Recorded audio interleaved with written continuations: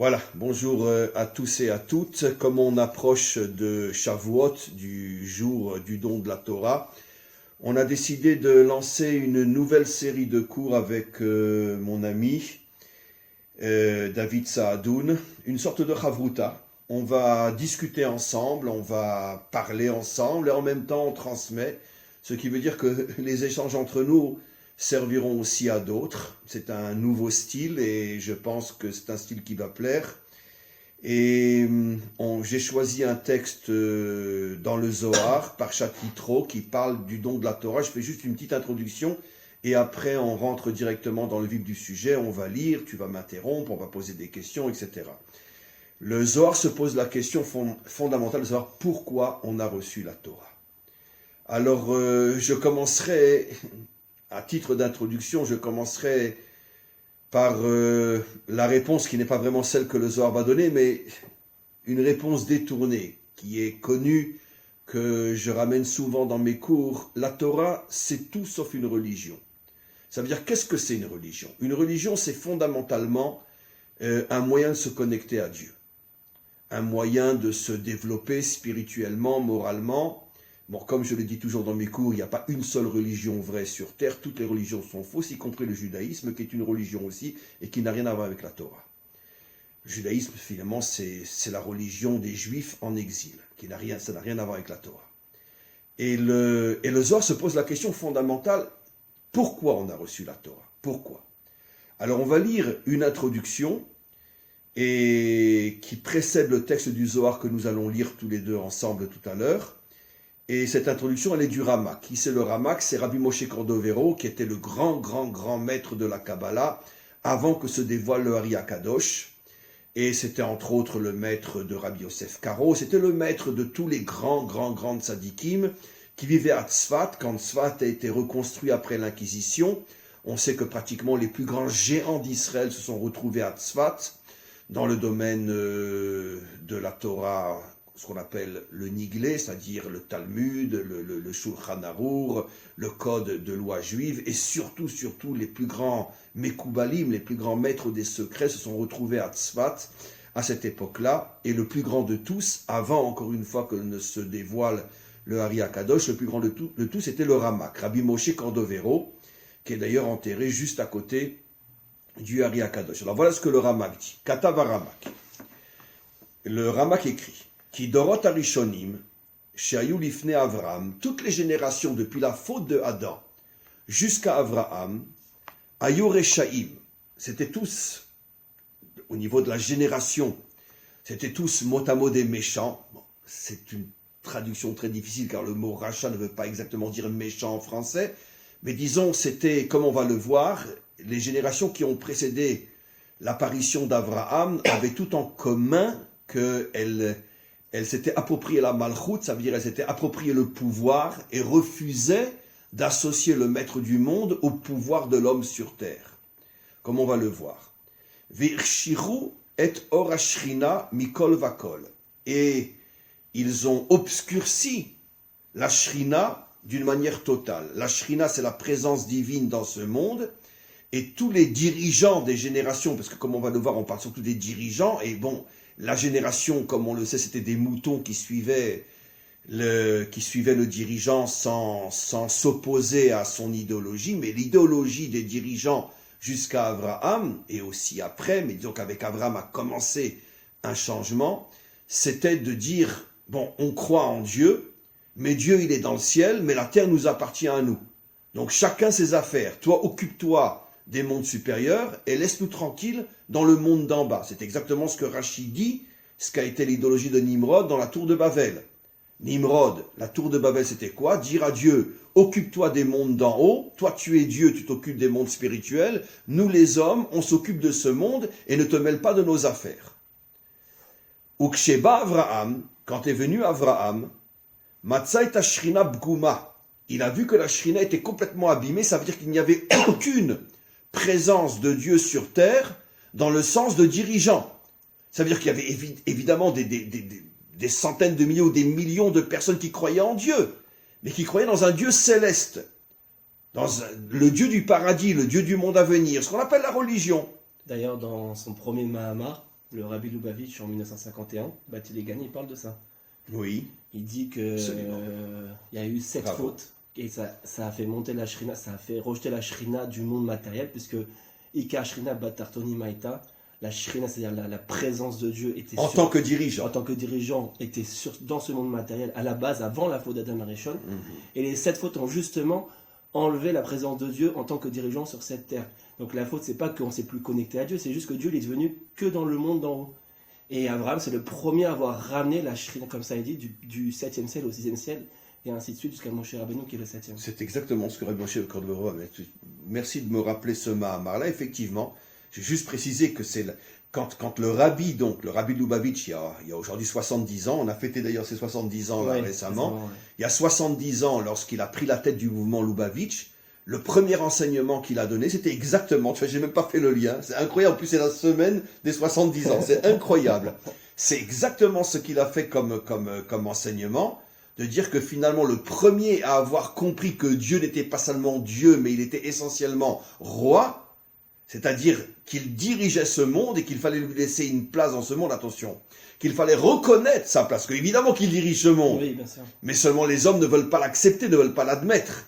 C'est-à-dire que finalement, il voile complètement sa présence, et le premier qui a commencé à déchirer le voile a été Abraham. C'était effectivement le premier enseignement du Rabbi à 70 ans. D'ailleurs, dans la Gemara Brachot, on dit que Abraham c'est le premier à avoir appelé Dieu Adnout, Aleph, Dalet, Nun, Yud.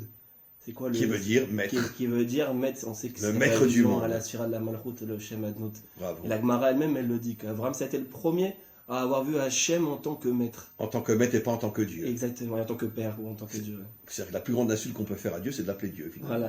Voilà. C'est pour ça que moi, Le bon Dieu. Le bon Dieu. Ouais, le bon Dieu, il n'est pas si bon que ça, mais en tous les cas, quand tu dis bon Dieu, tu l'insultes 2 fois. Voilà, exactement. Alors, au Be'avodato, Abraham a commencé un travail pour dévoiler la présence d'Hachem sur terre. Et Ira Madriga Rishona. Il a commencé, bon, je vais traduire d'après le sens, il a commencé à lever le premier voile qui voilait la présence d'Hachem sur terre. Uksheba Yitzhak, après est venu Yitzhak, et Irba Madriga Shnia, lui il a enlevé un deuxième voile, comme tu as dit. Le Mahamar du Rabbi. Ah oui, c'est incroyable, j'avais pas fait le lien, tu vois. En réalité, il y avait 7 voiles. Le Rabbi explique qu'en réalité, il était monté dans le 7e ciel. Oui. Bon, ce sont des métaphores, Bien c'est pas à sûr. prendre à la lettre. Mais disons qu'il y avait 7 voiles, et chacun de ces justes a enlevé un voile, et encore un voile, jusqu'à ce qu'on puisse commencer à voir que finalement, c'est pas l'homme qui dirige ce monde, c'est Hachem. Donc Yitzhak a enlevé le deuxième voile, Yaakov et Ira Madriga Shlishit, Yaakov il a enlevé le troisième voile, Hachenit Vasef à Or Veoler, et chacun des justes qui sont venus après les 3 pères, ont œuvré pour enlever encore un voile et encore un voile, de manière à ce que la présence d'Hachem devienne de plus en plus visible. La présence du maître, comme tu l'as appelé. Effectivement, c'est ce que nos maîtres disent, que le premier à avoir cessé d'appeler Dieu, Dieu, comme dans toutes les églises ou dans toutes les synagogues, mais d'avoir appelé Dieu le maître, c'était précisément Abraham. Ve'ashrina olechet umeira madriga achar madriga al yedei tzadikim sheirulo. Comme on a expliqué, chaque juste qui est venu après Abraham, Yitzhak et Yaakov, a fait encore un travail pour dévoiler encore plus et encore plus. Ad ksheba Shlomo, jusqu'à ce qu'arrive Shlomo, et en vérité, le Zohar le dit juste avant, on n'aura pas le temps de le voir aujourd'hui, mais peut-être une autre fois, mais entre Abraham et Shlomo, il y a 15 générations, qui correspond aux 15 premiers jours où la lune monte, et elle éclaire dans toute sa puissance le 15e jour du mois. Et précisément, c'est le règne du roi Salomon qui est arrivé au dévoilement total de la présence d'Hachem sur terre. Uksheba Shlomo kvar eiru et ashrina yud dalet tzadikim akodmim lo. Il y a eu 14 générations de justes avant le roi Salomon. Lui était le 15e, qui correspond au 15e jour du mois quand la lune est pleine. La lune qui correspond bien sûr au dévoilement de la royauté, comme on le sait, puisque la Torah est comparée au soleil, et la lune est comparée, la royauté est comparée à la lune, qui reçoit sa lumière du soleil de la Torah. La reine, c'est la raison pour laquelle, Beyamav kvar ira beshlemut, la royauté était illuminée d'une manière parfaite à l'époque du roi Salomon. C'est-à-dire que le roi Salomon est le premier qui est arrivé véritablement à montrer, à dévoiler que l'homme n'est qu'un outil entre les mains d'Hachem, mais le véritable dirigeant du monde, c'est Hachem. C'était tellement clair à son époque que les dirigeants du monde entier, tous les rois sont venus pour connaître Shlomo et pour recevoir des conseils de Shlomo, parce qu'à son époque, tout le monde a compris qu'effectivement l'homme n'était qu'une illusion, et le véritable dirigeant du monde, c'était Hachem. C'est ça l'image de la lune d'ailleurs, c'est que la lune, à quel moment elle est pleine, il y a un Mahamar du Rabbi aussi qui en parle, qu'au moment où elle s'éloigne du soleil. On sait qu'à Rosh Chodesh, quand on sanctifie Rosh Chodesh, c'est le moment où la lune commence à se rééloigner du soleil. C'est quoi l'image? C'est-à-dire qu'en fait, tu gardes ta source d'inspiration. Quand on ne voit plus la lune, c'est là qu'elle est le plus proche du soleil. Exactement. Elle est en face. C'est quoi et plus elle s'éloigne, plus elle reprend la lumière. Exactement. Qu'est-ce que tu veux dire par là? L'image, c'est quoi? C'est qu'Hachem est comparé au soleil. Donc ça veut dire quoi? C'est-à-dire que si on est trop proche d'Hachem, c'est-à-dire enfermé tout le temps dans le monde spirituel, etc., on va être connecté à Hachem, mais nous-mêmes, on brille pas dans le monde. Alors qu'à partir du moment où la lune s'éloigne du soleil, elle prend sa pleine lumière, c'est-à-dire qu'elle garde la lumière du soleil. C'est pas qu'elle prend une autre lumière. C'est toujours la lumière du soleil qui l'inspire, mais elle fait un mouvement vers l'extérieur, c'est-à-dire vers le monde, vers la matière, vers les autres, etc. Et c'est là qu'elle brille. Et c'est là qu'elle prend sa pleine lune. Bravo. C'est exactement ça. C'est effectivement ce que le Rabbi explique, que quand on ne voit plus la lune, c'est parce qu'elle est trop proche, trop en face du soleil. Exactement. Et quand elle commence à se rééloigner, c'est là qu'elle commence à briller. Quel est le message? Je répète ce que tu dis, Ah ouais, bien sûr. parce que c'est tellement fort, tellement vrai, que finalement, qu'est-ce qu'on comprend de ces deux astres-là? C'est que le but réel... Alors donc, le 15e jour, quand elle brille le plus, c'est là qu'elle est le plus loin du soleil. Exactement. Ça veut dire que la vraie spiritualité, c'est s'éloigner de Dieu tout en recevant sa lumière, mais pas en étant annulé devant lui, dans le sens gourou du terme. Exactement. Voilà, ou dans le sens mouton qui suit son berger. Non, au contraire. Hachem veut que l'homme ait sa propre indépendance, sa propre responsabilité. Tu reçois ma lumière, mais tu agis. Et pour pouvoir agir et réparer et construire ce monde, il faut que tu prennes ta vie en main et que tu ne sois pas constamment en train de t'annuler devant moi. D'ailleurs, c'est ça, Rosh Chodesh. C'est quoi la mitzvah, le sens de Rosh Chodesh? C'est la sanctification de ce mouvement d'éloignement par rapport au soleil. Au moment où la lune commence ce mouvement d'éloignement par rapport au soleil, c'est là qu'on fait Rosh Chodesh. C'est là qu'on sanctifie le C'est là qu'on mois. sanctifie, pour sanctifier ce message, justement. Ce qui veut dire que finalement, la sanctification en hébreu est exactement le contraire du mot saint en français et dans toutes les langues. Parce qu'un saint en français, c'est un pauvre type qui s'annule devant Dieu. Et chez nous, être un saint, c'est-à-dire être quelqu'un qui reçoit la lumière d'Hachem, mais qui l'utilise pour éclairer ce monde. Et donc qui rentre dans ce monde, d'une certaine manière, comme tu l'as dit, qui s'éloigne d'Hachem pour pouvoir être dans ce monde, et pas uniquement dans le temple. Il rentre dans ce monde. C'est magnifique. Et donc, la lune éclairait à la perfection à l'époque du roi Salomon, la royauté d'Hachem.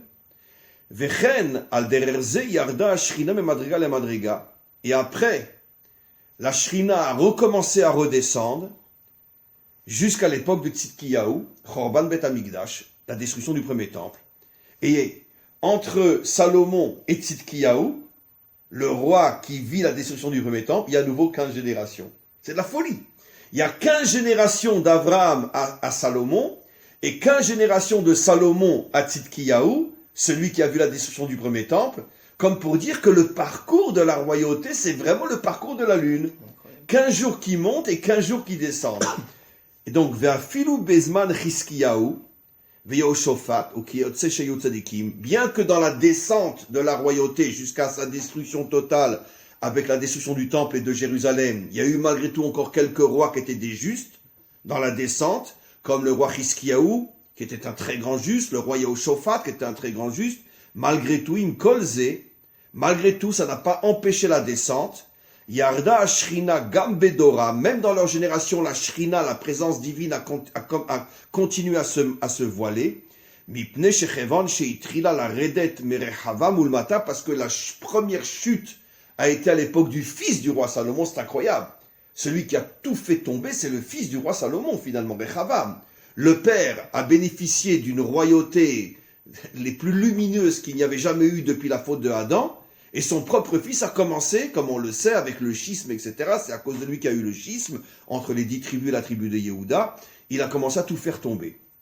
En kohar betzadikim laïra, les tzadikim qui ont vécu dans la descente de la lune, non, même si eux étaient de grands justes, ils ne sont pas arrivés à ramener la lune à son processus de briller, qui yud dalet etot smaliot gvurot mipne she igvira mareshaim, parce que malgré tout, je vais traduire d'après le sens, même si il y avait des rois qui étaient de grands justes, comme Hiskiyahu, comme Yehoshaphat, le peuple, lui, ne l'était déjà plus, surtout que le peuple était divisé en deux, il y a déjà eu le schisme, et donc c'est pas un individu, aussi grand soit-il, un individu ne peut pas faire briller la royauté tout seul, puisque par définition, la royauté, c'est la notion de peuple. La malchoute, la royauté, c'est quand il y a un peuple, on n'est pas roi quand on est un individu. Il faut d'abord une terre, il faut un peuple, il faut une nation. Donc comme la nation était déjà complètement, on pourrait dire, éclatée, séparée en deux, l'idolâtrie était déjà revenue dans le peuple, et dans les 10 tribus, et dans la tribu de Yehuda, donc les tzadikim ne sont pas arrivés à eux seuls à pouvoir transformer le processus. Ce qui est intéressant dans cette introduction, je trouve, c'est que idéologiquement, on cherche à faire descendre la Shrina. C'est ça qui est mis en avant, alors que conceptuellement, dans le monde religieux, on va plus chercher à monter. Monter vers Dieu. Monter vers Dieu, alors que là, en fait, le but, c'est vraiment de faire descendre la Shrina du ciel d'en haut, au ciel de vers Soli Migdash, vers Shachanti Betochan. Comme je disais la dernière fois, on dit les Shem Yichud Kuchabrichu ou Shrimte. L'union entre Dieu, Akadosh Baruch Hu, et sa Shrina. C'est-à-dire que Dieu et la Shrina, c'est pas la même chose. Puisqu'on dissocie les deux. Des fois, on dit la Shrina, on croit que c'est Dieu. Quand on dit la Shrina, c'est Dieu. Non. La Shrina, c'est le rayonnement de Dieu sur terre. Et c'est ça qu'on cherche à faire ramener sur cette terre. C'est pas Dieu lui-même. Dieu lui-même, c'est l'essence. La Shrina, c'est son rayonnement. C'est ça. Quand on dit qu'on veut unir Dieu à sa Shrina, c'est-à-dire que la véritable place de Dieu est en bas et pas en haut. D'ailleurs, c'est ce que c'est rapporté, parce que tu as rapporté plusieurs textes de la Chassidut Chabad. C'est aussi une phrase qui est rapportée très souvent dans Chabad, qui est en vérité un midrash, Nitava akadosh baruch hu liot lo dira batartonim, que le désir profond d'Hachem, c'est d'être en bas et pas d'être en haut. C'est-à-dire l'absolu contraire de toutes les religions. Bien sûr. L'absolu contraire de toutes les religions. Dieu veut être en bas, il ne veut pas être en haut. C'est pour ça qu'il nous a créés, nous, ici, en bas, dans ce monde. Et c'est pour ça que finalement, l'homme est la plus parfaite, pas dans le sens parfait en français, mais c'est le but ultime de toute la création, parce que c'est la seule créature qui peut faire descendre Dieu sur terre. Et pas seulement le laisser en haut. D'ailleurs, on sait que Dieu, quand il est obligé de forcer la Neshama à descendre sur terre. Vous connaissez cette image ? Oui, oui, oui. C'est-à-dire que la Neshama, elle est religieuse. Elle veut pas descendre dans ce monde. Elle veut rester à Hachem, elle est bien là-haut, elle est bien collée. Et Dieu, il est obligé de la forcer. C'est pour ça que le bébé il pleure, à mon avis, quand il naît. Il exprime cette expression de la Neshama qui est comme pas l'enfant qui content. ne veut pas sortir, il veut être pris en charge. Il veut pas sortir. Exactement. Alors Dieu, il est obligé parce que Dieu, il veut pas que la Neshama reste collée à lui en haut. Parce que là-haut, elle est prise en charge, elle est dans le ventre de sa mère. Exactement. Et finalement, toute la société, de toute façon toute occidentale, continue à fonctionner sur ce système-là. Ça veut dire la prise en charge. Finalement, ce à quoi l'homme aspire, c'est à être pris en charge. Que ce soit dans le monde laïque, comme dans le monde Exactement. surtout dans le monde religieux. D'ailleurs, ce qu'il dit David Ameller dans son premier Teilim, quand il donne l'image Vaya Keretz Chatoul, c'est le cours que j'ai donné là-bas. Chatoul, ça veut dire quoi ? Un arbre qui est planté, ça veut pas dire planté. Le Malbim, il dit que c'est pas Aetz Natoua, c'est pas un arbre planté. Chatoul, c'est une plantation qui se plante et qui se déplante de son endroit pour aller à un autre endroit. Que tu peux mettre à différents endroits. Voilà. Et qu'est-ce que le roi David dit ? Moi, je suis comme un arbre qu'on plante et qu'on déplante. Ça veut dire qu'il a plus cette sécurité, cette zone de confort, ce ventre, cet état de fœtus où il est pris en charge. Il est capable d'aller n'importe où. Il est tellement connecté à Dieu, il est capable de repartir de zéro dans n'importe quel endroit. C'est-à-dire toute l'histoire du peuple juif en exil. Pourquoi on a été capable de se planter, de se déplanter, de se planter ? Parce qu'au fond, au niveau clalier, on est connecté à cette force-là, de Haetz Chatoul. Magnifique. Donc, ça c'est l'introduction. Maintenant, on va rentrer dans le Zohar. Et on va voir, donc on va commencer à répondre à la question qui était pourquoi la Torah nous a été donnée. Alors on a déjà dans l'introduction commencé à voir que la Torah a été donnée pour construire la royauté d'Hachem, ça veut dire pour dévoiler dans ce monde la présence d'Hachem, pas seulement comme étant un Dieu, mais comme étant un véritable dirigeant de ce monde, et que le travail de l'homme, finalement, c'est de s'associer à ce dévoilement-là, d'être l'ustensile, d'être l'outil de ce dévoilement de la royauté d'Hachem dans ce monde précisément. Et lorsque Hachem se dévoilera dans ce monde recevra une lumière infiniment plus grande que la lumière qui se trouve déjà dans les mondes supérieurs. Puisque c'est précisément la volonté d'Hachem de dévoiler sa royauté sur terre. Alors on va commencer le Zohar. Tana. On enseigne. Besha'ata dekaimu Israël al Torah de Sinaï. Au moment où Israël s'est tenu au pied du mont Sinaï, Sha'are Siyara lehanara. C'est là que la lune a commencé véritablement à briller. Donc le rapport avec la royauté. Ça veut dire que bien qu'on a vu dans la Hakdama, dans la préface, que ça a commencé à l'époque d'Abraham, mais là, ils ont commencé à faire le travail, on pourrait dire, de dévoilement de la royauté. Mais la première fois qu'on a commencé à voir dans le monde la présence d'Hachem, ça a été au moment du don de la Torah. À ce moment-là, dit-il, Sha'are Siyara lehanara, regarde ce que dit le Matok, Itrila amalchut lehaïr. Donc on voit clairement que le but du don de la Torah, c'est pour permettre le dévoilement de la malchut d'Hachem sur terre. C'est-à-dire qu'on est à des années-lumière de la religion, même du judaïsme. Puisque finalement, je veux dire, après des millénaires d'exil, on était privé de terre, on était privé de peuple, on était privé de nation, on était privé de gouvernement, on était privé d'armée. Finalement, la Torah s'est restreint à une religion. C'est quoi une religion ? Ma connexion avec Dieu. Mon petit monde spirituel. Et c'est à cause de l'exil, ça. C'est à cause de l'exil. Parce qu'on a perdu la terre, donc toute la partie matérielle de la Torah, c'est-à-dire la malchoute, elle s'est éteinte. Donc on a dû s'accrocher comme des fous, entre guillemets, à la partie spirituelle uniquement. La prière, l'étude, etc. Donc de manière extrême, pour rester attaché à une partie de la Torah. Mais on a oublié que c'est qu'une partie de la Torah. L'autre partie, c'est, voire même la plus grande partie, parce que la majorité de la Gemara, c'est un code civil. C'est que des lois militaires, des lois commerciales, des lois juridiques. Les lois d'une nation. Les lois d'une nation. Les lois d'une nation. La Torah, Donc, c'est essentiellement la lumière d'une nation. Aujourd'hui, on fait que étudier ça, mais on ne le réalise pas quand on étudie les litiges, etc. Et aujourd'hui, ce n'est plus applicable. Mais le but, c'est pas que ça reste dans un livre. Le but, c'est que ça se réalise au niveau d'une nation. Et chez les Goïms, on ne pouvait pas le faire. Donc ça a été un peu forcé qu'on s'est retrouvé à s'attacher spirituellement de manière extrême à Dieu. En fait, tu dis quelque chose de très intéressant, David. En fait, tu dis qu'on n'avait pas le choix. En exil, après on va voir un autre point. On ne pouvait pas faire autrement que de ne s'attacher qu'à l'aspect religieux de la Torah. Puisque c'est grâce à ça que finalement on est là aujourd'hui. Mais d'un autre côté, le problème, c'est qu'on s'est tellement habitué à restreindre la Torah à une religion que finalement on a complètement oublié que c'était la Torah de l'exil, qui n'a rien à voir avec la Torah véritable. La Torah véritable, c'est la lumière d'une nation dont le projet est de dévoiler la royauté d'Hachem sur terre. Et donc ça passe par le politique, l'économie, le militaire, le social, toutes les forces d'une nation. Et ça, on l'a complètement oublié. Maintenant, d'un autre côté, il y a un point qu'on doit voir ensemble, c'est que, d'accord, c'est vrai que la Torah s'est restreinte à une religion en exil, au point que jusqu'à aujourd'hui, même en Israël, tu as encore des milliers de Juifs qui vivent aujourd'hui à Jérusalem ou ailleurs, la Torah comme on la vivait au Maroc, ou comme on la vivait en Lituanie ou en Pologne, malheureusement. C'est-à-dire qu'ils n'ont rien compris au changement fondamental du fait d'être revenus sur leur terre.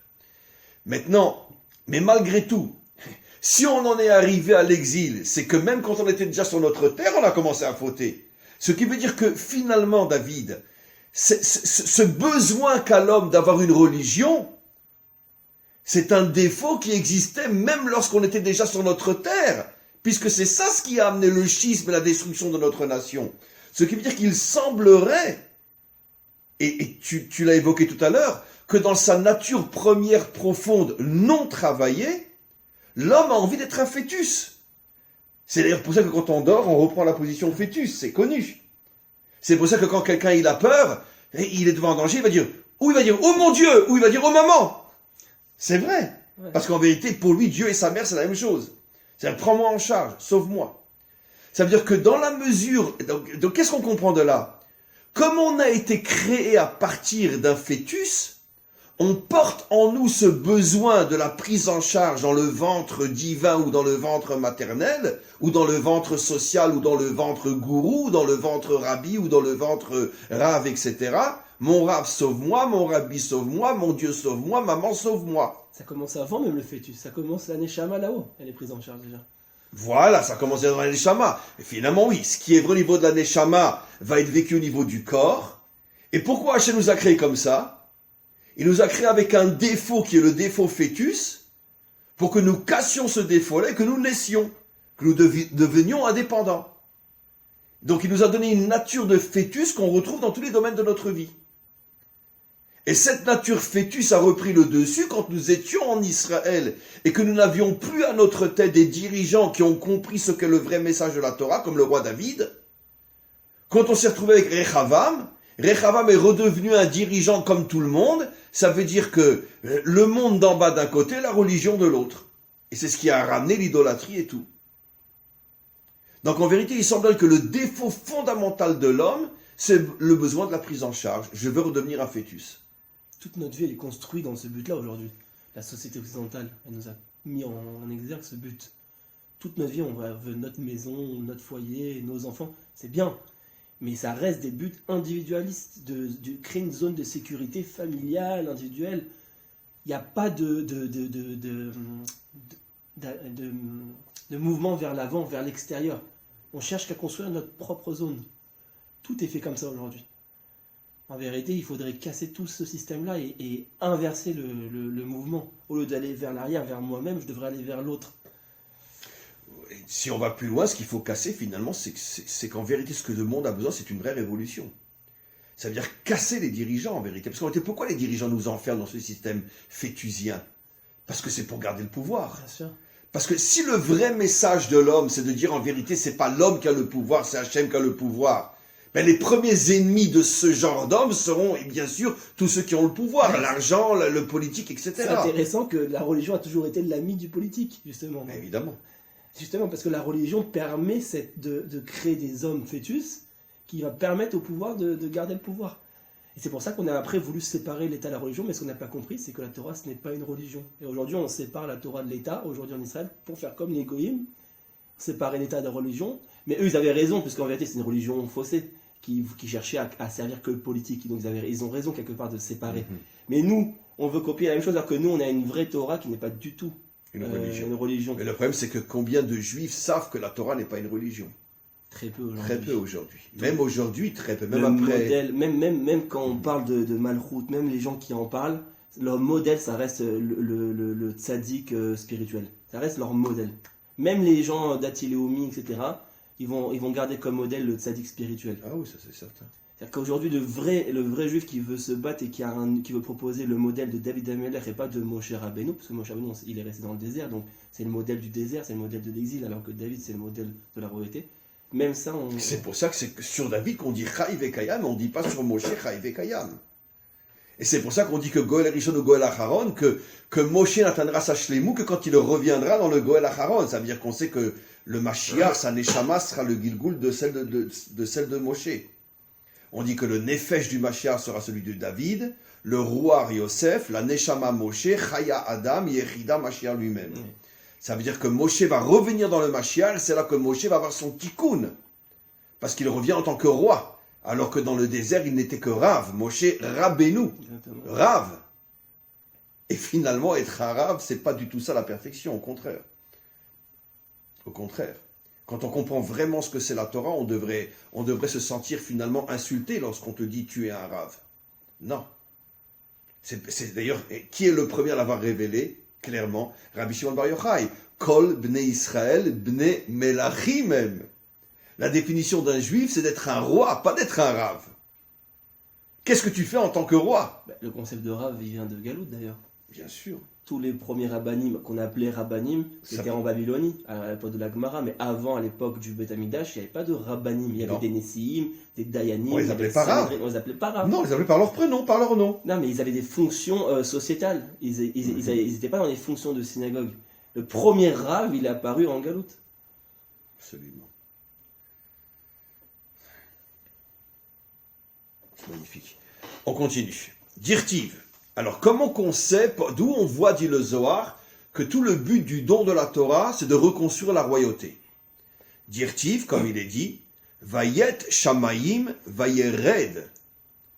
Mot à mot, il a étendu le ciel et il est descendu. Ça veut dire quoi? Qui a étendu le ciel et qui est descendu? Maou Vayered, qu'est-ce que signifie il est descendu? Des Kariv Shimsha Legabe Siara, Veshare Lehanara Siara. Hachem a fait descendre le soleil pour éclairer la lune. Parce que jusqu'au don de la Torah, le soleil et la lune étaient complètement éloignés. Abraham, Yitzhak, Yaakov, jusqu'au don de la Torah, tous les justes ont essayé de faire en sorte de préparer le terrain, on va dire, de préparer le terrain à la réunion. Mais la lune et le soleil ont commencé à se réunir. Le soleil est descendu vers la lune et pas la lune est montée vers le soleil. Le soleil est descendu vers la lune à partir du don de la Torah. Alors, c'est quoi? Qu'est-ce qui est tombé? Tu veux le ramasser? C'est quoi? Alors, c'est quoi maintenant? Le décodage, c'est fabuleux. Ça veut dire que, en vérité, ça me fait penser à quoi? Ça me fait penser comme à un mariage. D'abord, on cherche soi-même, soit d'autres le font pour nous, quelle jeune fille correspondrait à quel jeune homme. D'accord?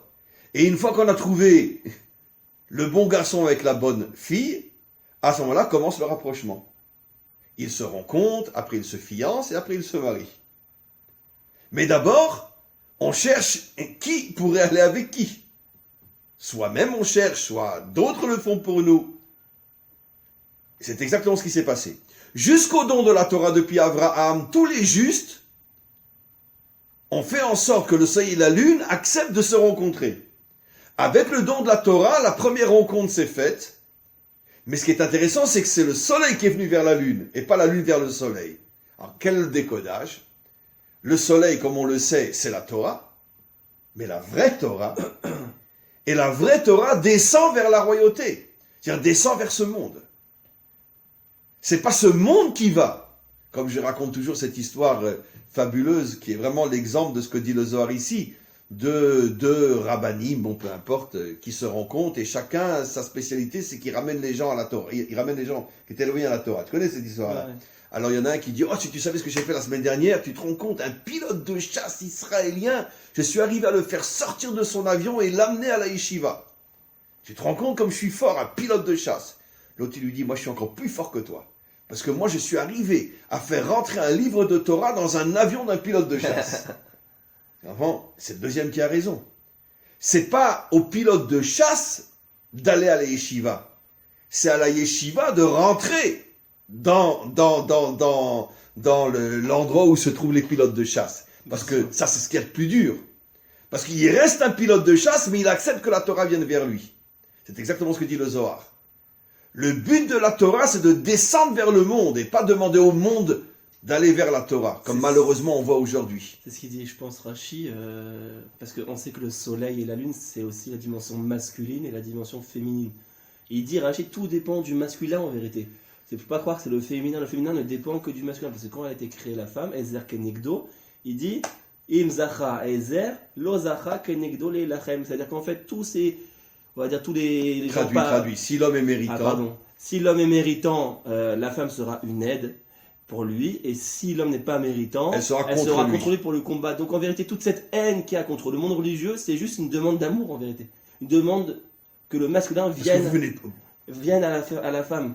Et en vérité, eux ils disent, mais non, mais c'est à eux de venir dans les cheveux. Non, c'est au soleil d'aller vers la lune. D'ailleurs, c'est ce que le Rabbi a compris en envoyant justement des shlichim dans le monde entier. C'est le premier qui a compris que c'est pas aux non-religieux de venir vers le religieux, c'est précisément à celui qui a la Torah d'aller vers ceux qui ne l'ont pas. Bien sûr, ils vont dans n'importe quel endroit du monde et ils éclaircissent l'endroit où ils sont. C'est exactement ce message-là.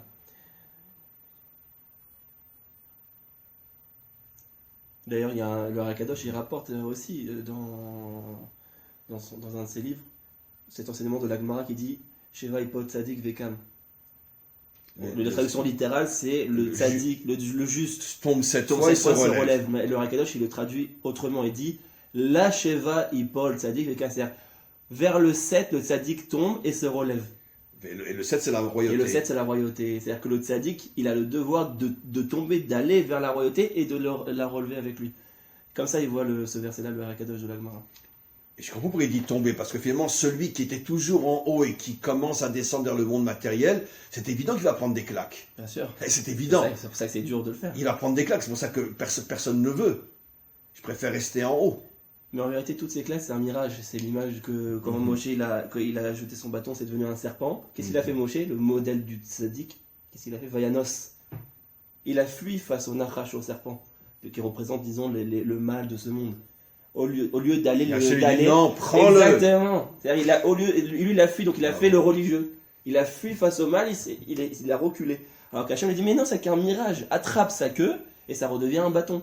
Donc en fait, tous les mots qu'on s'imagine dans le monde matériel, en vérité, sont le produit de nos fantasmes. Si on a la vraie Mouna et qu'on va combattre dans le monde matériel, qu'on attrape par la queue ce serpent, ça redevient un bâton. Et il sera à ton service. Exactement. Le bâton, il est à ton service. C'est exactement ça. Ça veut dire que finalement, ce sont nos fantasmes qui transforment le monde en serpent. C'est-à-dire que même Moshe, le modèle du tzaddik, il avait ce réflexe religieux. Justement, parce qu'il est ce modèle du tzaddik, il n'est pas le roi, comme vous avez dit tout à l'heure. Il n'y a que David qui a cette force face à Goliath de dire moi j'y vais alors que tout le monde a peur. Même Shaoul le plus grand, qui était un très grand roi, un très grand guerrier, il n'a pas été. Et David, même face à... Il n'y a pas plus grande épreuve que d'aller face à un guerrier qui fait 10 mètres de hauteur. Surtout que c'était même pas un soldat. Ouais. C'était pas un soldat, il était venu pour apporter à manger à ses frères qui eux étaient à l'armée. Et c'est le seul qui a été combattre. Et c'est le seul qui a été combattre Goliath. Puis il a attrapé le serpent par la queue. C'est intéressant ce point que tu dis. Ça veut dire que finalement, si tu vois la Torah comme une religion, tu verras le monde comme un serpent. Mais si tu vois la Torah comme un soleil qui se rapproche de la lune, tu verras ce monde comme un bâton qui est là qui est à ton service. N'aie pas peur de lui. Au contraire, prends-le et tu verras qu'il va t'aider à réaliser ta mission, ce monde. Exactement.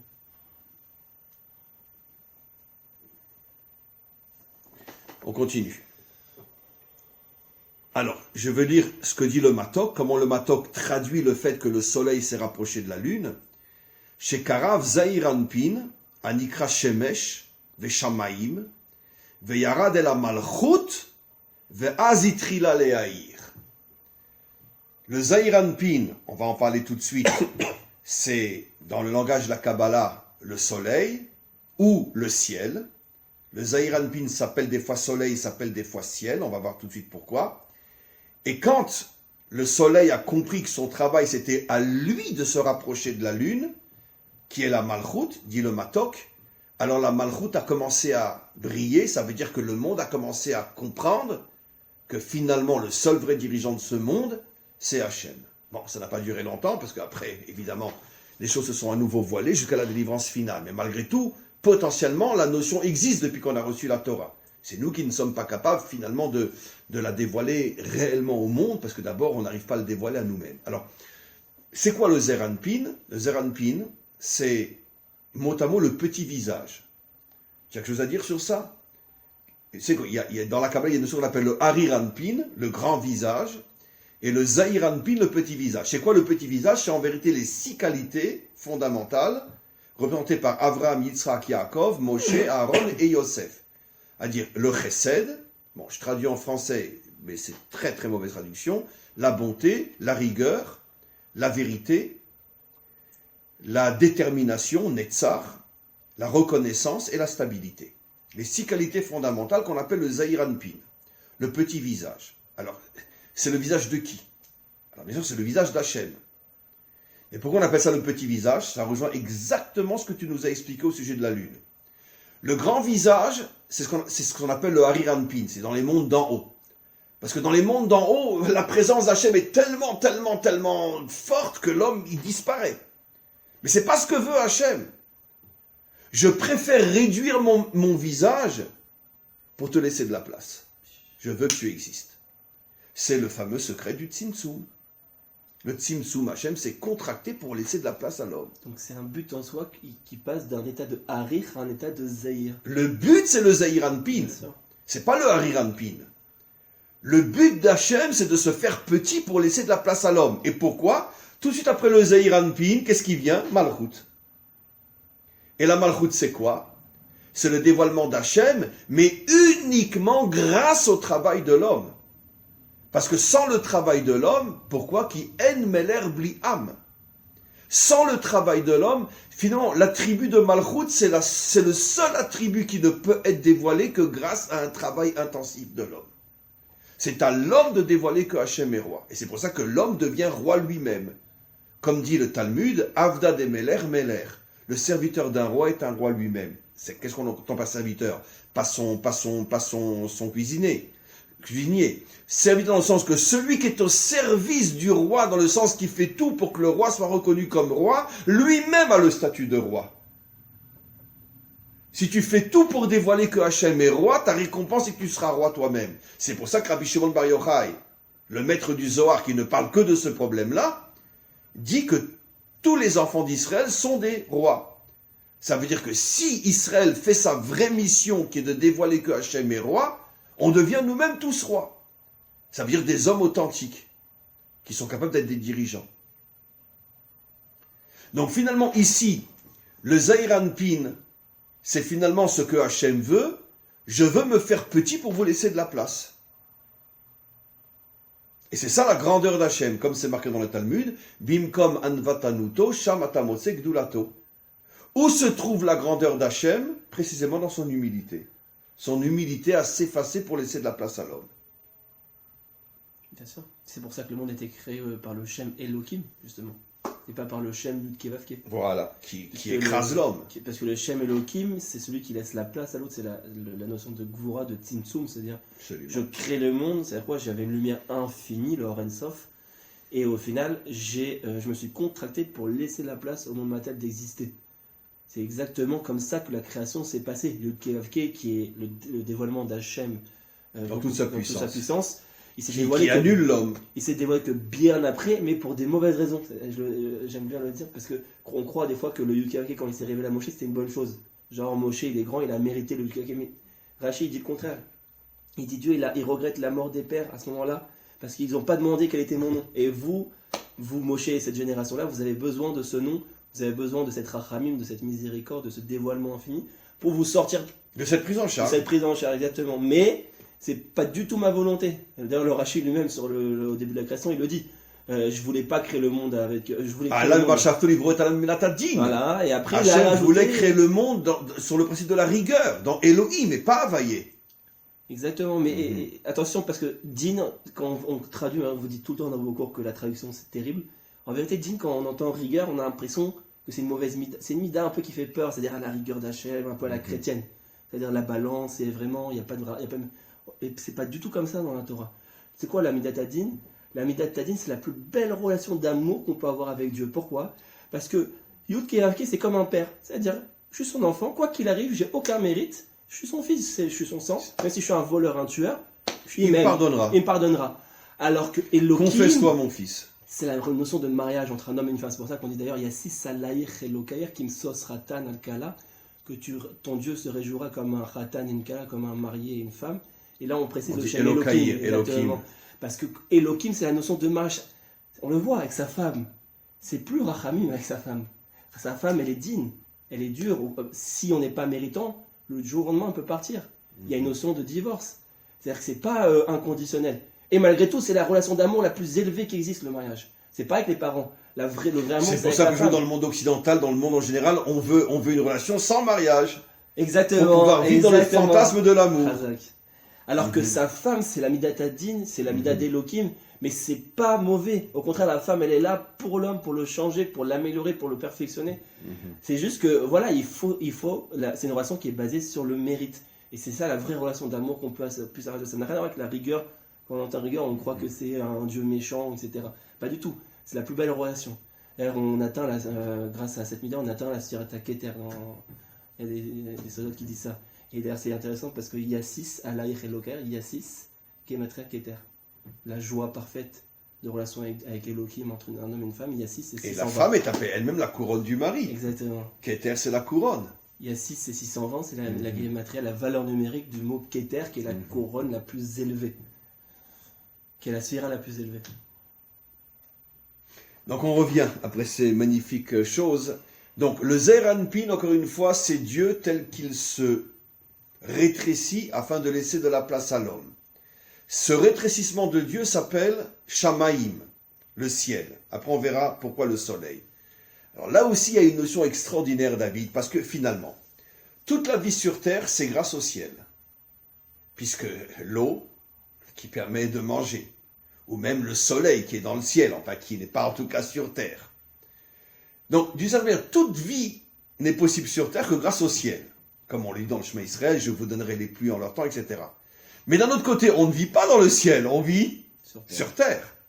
Et même la pluie que nous donne le ciel, qui permet la vie, on ne mange pas l'eau. La pluie permet en vérité le travail de l'homme, qui va planter la graine, qui va labourer, qui va semer, qui va travailler, qui va récolter, qui va amener le pain jusqu'à sur sa table. Donc, tout provient du ciel. Mais d'un autre côté, on ne vit pas dans le ciel, on vit sur terre, et l'essentiel du travail, qui le fait? La pluie ou l'homme? En quantité, c'est l'homme. Puisque c'est 39 travaux pour avoir du pain. C'est comme la grossesse et la semence. Exactement, bravo. La marche, c'est exactement ça. L'homme donne une graine, sans elle, il n'y aura rien. Mais qui fait le principal du travail? C'est la femme. Et justement, la terre, elle est féminine par rapport au ciel. Le ciel est masculin, c'est toujours la même idée. Ça veut dire que Hachem se fait petit en ce sens qu'il dit, voilà, moi je vous donne l'eau. C'est-à-dire, je vous donne la force du départ. Mais c'est à vous de tout faire avec cette force-là. Comme dit le verset, tu te souviendras que Hachem, c'est toi qui fais tout, Chayil, c'est toi qui te bats dans tous les domaines de la vie, mais qui te donne la force, et tu dois t'en souvenir, c'est Hachem. Mais moi, je ne donne que la force. Ça veut dire, en vérité, je pourrais donner beaucoup plus que ça. Je pourrais te prendre en main, je pourrais te prendre en charge, je pourrais tout faire pour toi, mais je ne veux pas. Je te mets une graine dans ton ventre. Fais le gosse. C'est extraordinaire. C'est ça la notion de Zeir Anpin. C'est le rôle du tzaddik d'ailleurs. Le tzaddik, il est là pour amener cette semence. L'erreur qu'on fait nous, c'est que quand on va chercher par une bracha chez tzaddik, on croit que la bracha va tout solutionner de manière magique. Genre, il a fait la bracha, donc ça y est, tout va se régler. Non, la bracha du tzaddik, c'est une clé avec laquelle on doit travailler, avec laquelle on doit ouvrir la porte. Si on se contente juste de la clé, ben, il ne se passe rien. Absolument. Il nous donne la clé, mais ouvre la porte. Mais Rentre dans la maison. Nous, on est là avec la clé, ouah, la bracha, mais il faut après agir pour la réaliser, cette bracha. Et nous, on fait cette erreur de croire que la semence que le tzaddik donne, ça suffit. Mais par contre, cette semence, elle est vitale. Sans ça, on peut rien faire. C'est l'erreur de Yehuda d'ailleurs. Comme la pluie. Il a voulu supprimer Yosef. Il voulait pas passer par cette semence. C'est l'erreur que Yehuda a faite. Absolument. Il a voulu supprimer le modèle du... C'est ça l'erreur que fait la mauvaise malchoute, la malchoute de l'homme. Exactement. Le pouvoir est à moi et pas à Dieu. Exactement. Ça veut dire il veut faire un gosse sans semence. Donc qu'est-ce qu'il produit en vérité? Il produit que des saletés. De la nida. Voilà, exactement. Exactement. C'est la seule chose qui enlève la nida de la femme, c'est la semence. Quand je suis en état de grossesse, j'ai plus de nida. Donc la semence, elle vient purifier la féminité. C'est le cycle de la femme. Oui, parce qu'elle a le sang impur tous les mois, et dès qu'il y a plus de, dès que la semence, elle la pénètre, elle a plus les règles. Donc c'est-à-dire que même la nature, elle montre ces messages-là, c'est incroyable. La nature des choses, on le retrouve tous ces messages. Fabuleux. Donc on a compris pourquoi Dieu rétréci s'appelle ciel, pour dire qu'il donne la force essentielle qui permet tout le reste, mais tout le reste est malgré tout le travail de l'homme et pas le travail de Dieu. Et pourquoi le Zeir Anpin s'appelle aussi soleil? Parce que pour pouvoir donner la vie sur Terre, le soleil est obligé de se trouver à des milliers et des milliers et des milliers de kilomètres loin de la Terre. Parce que si jamais le soleil se rapprochait un petit peu trop, tout disparaîtrait. Donc c'est la même notion que pour pouvoir permettre à l'homme d'être un homme authentique, la spiritualité doit se tenir à distance et non trop proche de l'homme. Voilà, c'est ça la notion de Zeir Anpin. Comment? C'est passé que Nadav et Avihu. Ils ont brûlé. Il y a écrit dans le texte, ils ont brûlé. Pourquoi ils se sont rapprochés? Ils se sont trop rapprochés. Bien sûr. Absolument, les enfants de Aaron. Et c'est pour ça que Chazal dit que leur faute, c'est qu'ils n'étaient pas mariés. Exactement. Voilà. Et puis, ils n'avaient pas de lien avec la réalité. Comme les chrétiens, qui prônent l'abstinence. Il n'y a pas de mariage. On refuse la relation à la féminité complète. J'arrive pas à comprendre, après des millénaires, comment ils n'ont pas encore compris, mais dans quel catastrophe de mensonge il se trouve? Parce que personne ne leur dit. Mais c'est absolument... Qui va leur dire que c'est un mensonge? Mais je sais pas, c'est tellement évident qu'un homme pas marié ne peut représenter que le diable, mais pas le vrai Dieu. Parce que ils ont en horreur le monde féminin, qui est le monde de l'impureté, le monde matériel. Donc la femme, il ne se marie pas avec, il préfère s'en séparer. C'est le modèle religieux par excellence, la chrétienté.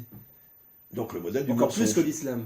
L'islam, ils sont moins dans ce côté. C'est évident, mais c'est pour ça que la Torah dit que Ishmael a fait tchouva. Ouais. Aussi dur que c'est de l'admettre, surtout quand on connaît Ishmael aujourd'hui, mais n'empêche que la Torah nous dit que Ishmael peut faire tchouva. Parce que dans son essence, il est beaucoup, beaucoup plus proche de la vérité que le christianisme.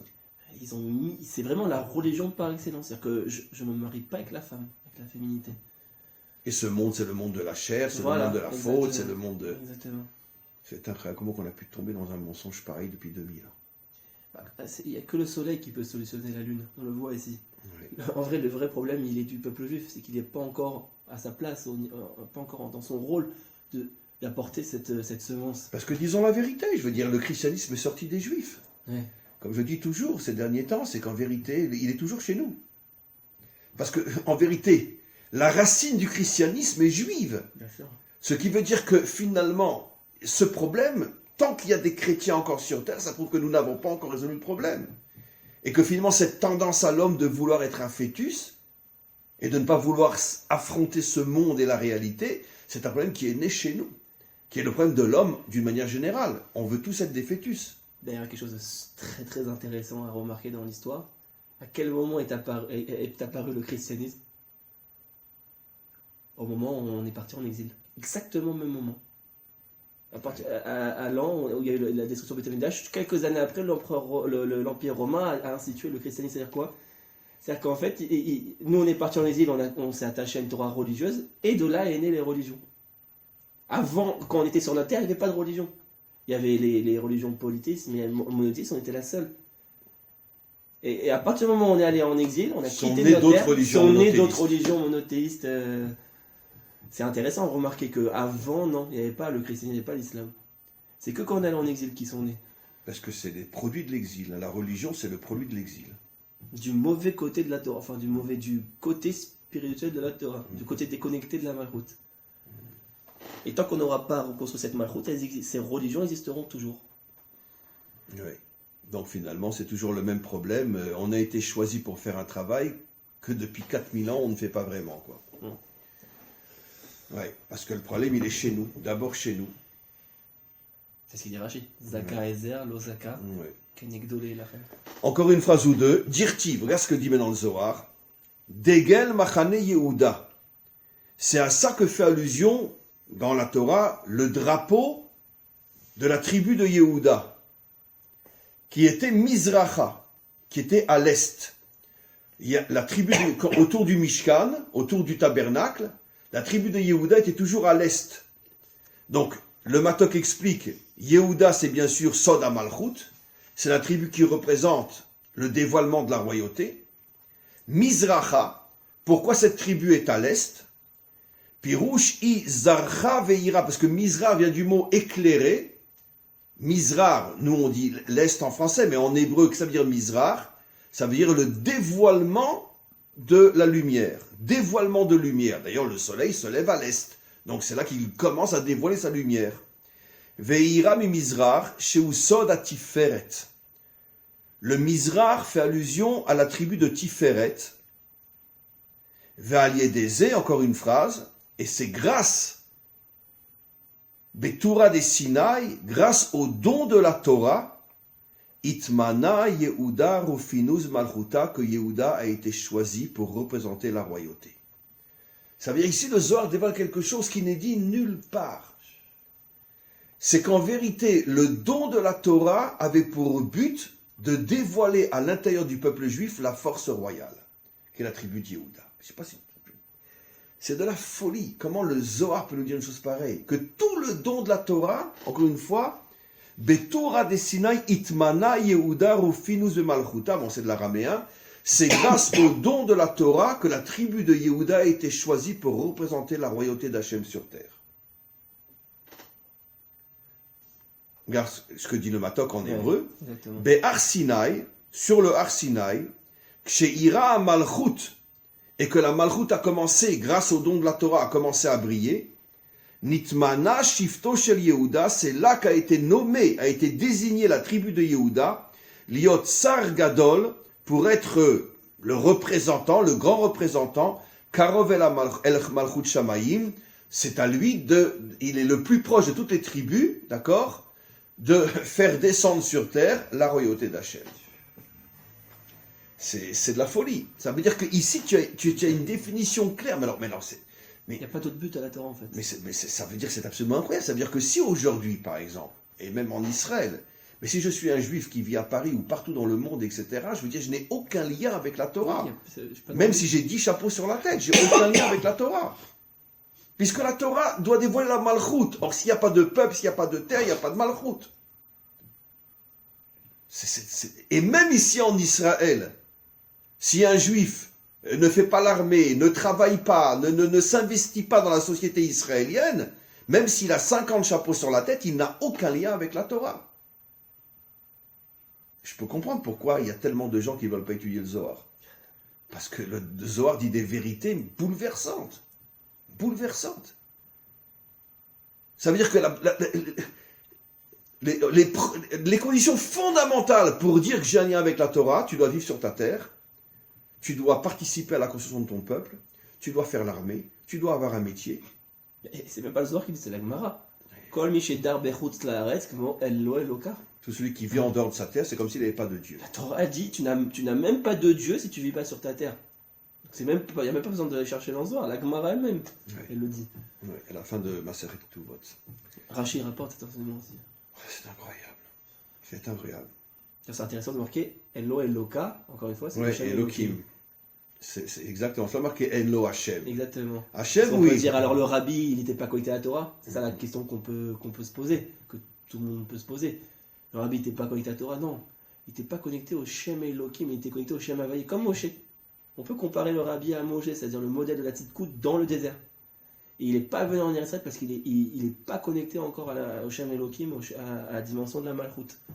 C'était le tzaddik dans sa splendeur, mais pas à la dimension royale. Ouais, c'est absolument incroyable. C'est pour ça que le Baal Shem Tov, le Gaon de Vilna, ont voulu venir en Israël. C'est pour ça que Rabbi Nachman Ewi est arrivé en Israël. Eux sont arrivés jusqu'à Istanbul. Après, ils ont dû faire parce qu'il y avait la guerre en Méditerranée, ils ont dû faire. Mais ils ont compris. Tu t'imagines, comme j'ai dit récemment dans un cours, je veux dire des gens qui avaient des dizaines de milliers d'élèves sur le plan matériel qui vivaient dans les conditions de l'époque bien. Ils avaient la renommée, le pouvoir, l'argent, les élèves, la Torah, ils avaient tout. Et ils s'en vont pour aller vivre dans un pays où il n'y a pas de quoi manger, sous domination ottomane, où les Juifs étaient dans une situation, mieux valait être même un chat, il vivait mieux qu'un Juif en Israël à cette époque-là. Comment Gaon de Vilna peut tout abandonner? Il avait des milliers et des milliers d'élèves, parce qu'ils ont compris. Comme Abraham. Il a tout abandonné. Ils ont compris que finalement, aussi grand sois-tu en dehors de ta terre, ça n'a rien à voir avec ce que tu seras sur ta terre, même si tu es, extérieurement parlant, infiniment moins brillant. Ouais. Encore une phrase, Dirtiv, et c'est ce qui est dit, Veyehuda od red, Pirouche, chez Yehuda kibel ha-memshala ve'asrara, red melachon lirdot, c'est-à-dire que Yehuda a reçu la royauté, ça veut dire qu'il a été décidé que les rois sortiraient de Yehuda jusqu'à David et le Mashiach au moment du don de la Torah, ce qui veut dire que la Torah n'a été donnée uniquement que pour construire la royauté. Im El, il a le pouvoir avec elle, avec Hachem. Et Kohar Malchut Anikret El. Comme on le sait, la Malchut, un des noms de la Malchut, c'est El. C'est ce que tu as dit, El, Elohim. Elohim, le nom d'Elohim, justement. Ve'im Kedoshim Ne'eman, Ma'u Im Kedoshim Ne'eman. On termine juste encore cette phrase-là.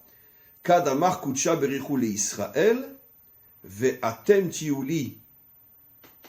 Mamlechet Kohanim Ve'goy Kadosh Ne'eman Ave Yehuda Le Kabla Malchuta.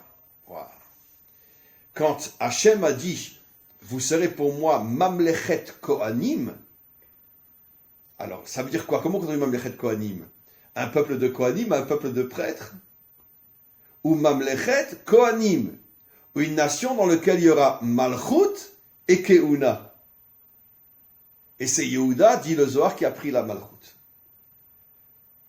Ça veut dire que la Keuna n'est possible, la prêtrise, bon excusez-moi le gros mot en français, mais le service divin n'est possible que dans une nation où il y a une Malchut. Ça veut dire où on sait que l'essentiel c'est de dévoiler la présence d'Hachem sur terre. À ce moment-là, les serviteurs de Dieu, entre parenthèses, sont de vrais serviteurs. Mais dans une nation où le pouvoir est entre les mains de l'homme et Dieu est à l'église ou à la synagogue, les serviteurs de Dieu sont tous des imposteurs. Parce qu'ils n'ont rien compris à ce que c'est la Torah. C'est ce que dit le Zohar. Mamlechet Kohanim. Je n'accepterai dans mon peuple des Kohanim, des serviteurs divins, que s'il y a d'abord la Malchut. Et c'est pour ça que Yehuda, on l'appelle Ne'eman. Il a compris ce que Hachem voulait. Finalement, le contraire de la séparation entre la religion et l'État. Non, il faut qu'il y ait une séparation entre la religion et l'État, mais il ne faut pas qu'il y ait une séparation entre la Torah et l'État. Exactement. Voilà. Exactement. Oui, une séparation entre la religion et l'État, mais surtout pas de séparation entre la Torah et l'État. Et tout le but, c'est les unifier. Voilà. C'est ça, Neheman, d'ailleurs, je pense. Amen. C'est la valeur numérique 91. Amen. Qui est la valeur numérique du nom d'en haut et du nom d'en bas, Yud Ke Vav Ke. Et Adonai.